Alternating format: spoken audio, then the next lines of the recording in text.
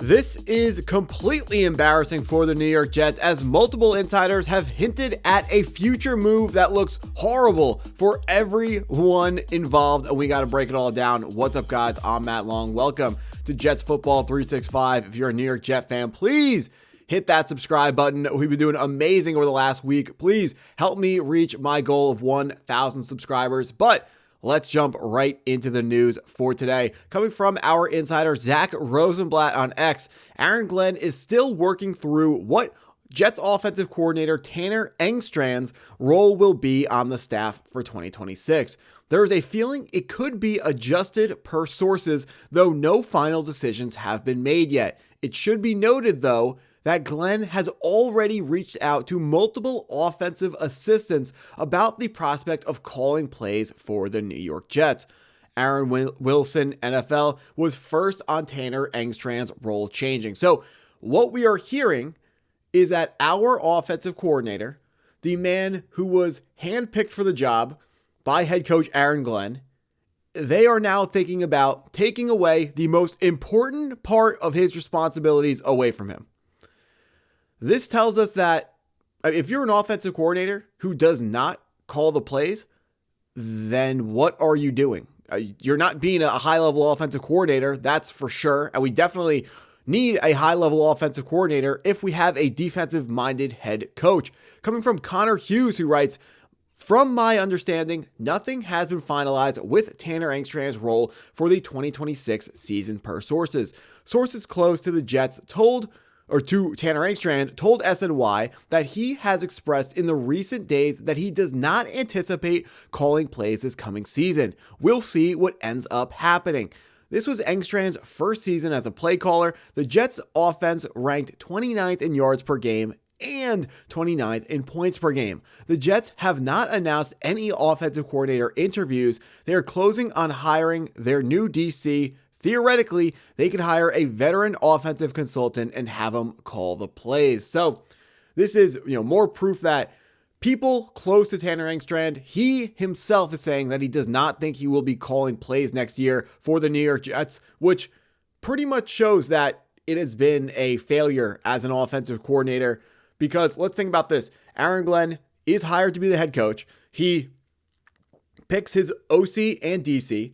And then he says that Aaron Glenn is going to be a general manager, or not a general manager, shouldn't use that word. He's going to be like a CEO type of head coach where he's going to take a step back and just manage everybody. He's not going to be actually calling plays or controlling either side of the football. But he fired his DC, and now we are taking away offensive play calling responsibilities from the OC, which is really, really bad for the offensive coordinator.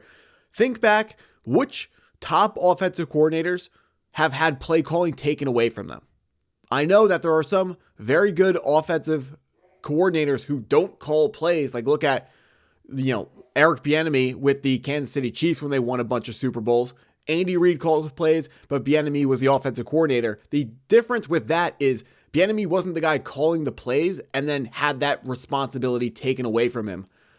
It was the fact that the head coach was just better at calling plays. That's what happened in that situation. So this is really bad for the Jets, obviously, that our offensive coordinator is having the most important part of his role taken away from him. This is a red flag. And this is, it's just a red flag that feels like the next step is them just absolutely replacing Tanner Engstrand completely in a hole. Because if you're an offensive coordinator and we have you calling the plays, once you take that responsibility away from them, that is the first step to just getting rid of that offensive coordinator and bringing in a new offensive coordinator as a whole. But talked about Connor Hughes talked about a veteran offensive consultant, and we have more information on who that may be.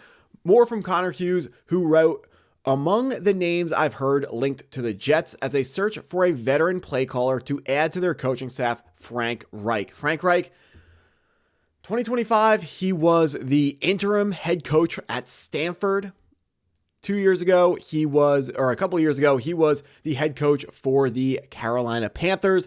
Fired, I believe, 11 games in because the offense was horrible. And if you watched the film on that, which I did because I was interested in how was rookie Bryce Young developing, watch that film, and the entire offense is pretty much predicated on curl routes. And if you've called the play curl flat in Madden, that's pretty much exactly what it was. So if your quarterback did not get the ball out with timing to that curl route, you were just going to be standing in the pocket, and every offensive player was standing still looking at the quarterback. That's what's going to happen. Hate this idea. Don't want Frank Reich calling plays for us in the, before he got his head coaching stints, which, I'm not sure exactly the years on when he was the Colts head coach, but after the 2020s, he's been a coach, didn't work as a head coach. Before that, he was an offensive coordinator, he was a play caller, and before that, he was good at calling plays, but for whatever reason, it looks like his schemes have not been adjusting to the modern NFL well, and I am very, very, very strongly against hiring Frank Reich to be our veteran play caller on the coaching staff. But this is, the best way I can put this, and the way to just sum up everything I'm trying to say here, is taking away offensive play calling responsibilities from Tanner Engstrand is the first. It's like you're at the top of a slide at a water park, and the water is moving really fast. It's slippery, and maybe you do want to go or you don't want to go. Taking the play calling responsibilities away from your OC is like putting your first step in, and the water could pull you away at any moment if it was going fast enough. And the more and more this offense sputters, the faster and faster the water is going to go. And this is the first step, and it is very likely going to end up in us going down the slide, aka Tanner Engstrand being out as a Jets offensive coordinator, which would mean we would bring in Aaron Glenn. Both coordinators are fired. The thing that I hate to have to say is it feels like they are trying so hard to force Aaron Glenn to work as a head coach, and just as much as we want to say give him a second year, as much as we want to ignore stuff, as much as we want to give him the benefit of the doubt, everything that we see around him tells us he's not the guy. And everything that we see around him tells us we need to move on to a different head coach. I'm not arguing for that. I'm just saying, Aaron Glenn is on absolutely thin ice next season. The Jets offensive rankings for 2025, 17.6 points per game, which was 29th in the NFL. Rush yards per game, 123.3, which was 10th in the NFL, which is pretty solid, which we would expect because the team is built around running the football. But 32nd in the NFL in pass yards per game is something that is inexcusable. I don't care who your quarterback is. You got to be better than 163.8 passing yards per game. If you're not at least at 198 passing yards per game, that is a complete and abject failure from the quarterback position from an offensive pass game perspective. So really hate all this news that we're getting. And even if you're someone who looks at this and goes, oh, it's not that bad, it's just, he's still gonna be our OC, he's just not gonna be calling the plays, you're wrong. You're wrong. This is really, really bad for the offensive coordinator. And if I could bet money on Tanner Engstrand being or not being the Jets offensive coordinator in 2027, so after this next season, I would bet a lot of money on him not being the offensive coordinator, and I will be able to look back in history and point to this move and this video where I said it, as much as I hate saying it, because I really hope that we can find the next up and coming offensive, really smart guy to get this team in the right direction coaching wise. But I do want to tip my cap a little bit to Woody Johnson for trying to make the right decision and trying to not make the same mistake that he's made in the past, which has been firing the head coach after 1 year or after anything a little bit goes wrong. Maybe he doesn't fire him after 1 year, but Woody Johnson has been too quick to make decisions, and you got to at least give him a little bit of respect for trying to improve one of his areas of weaknesses as an owner.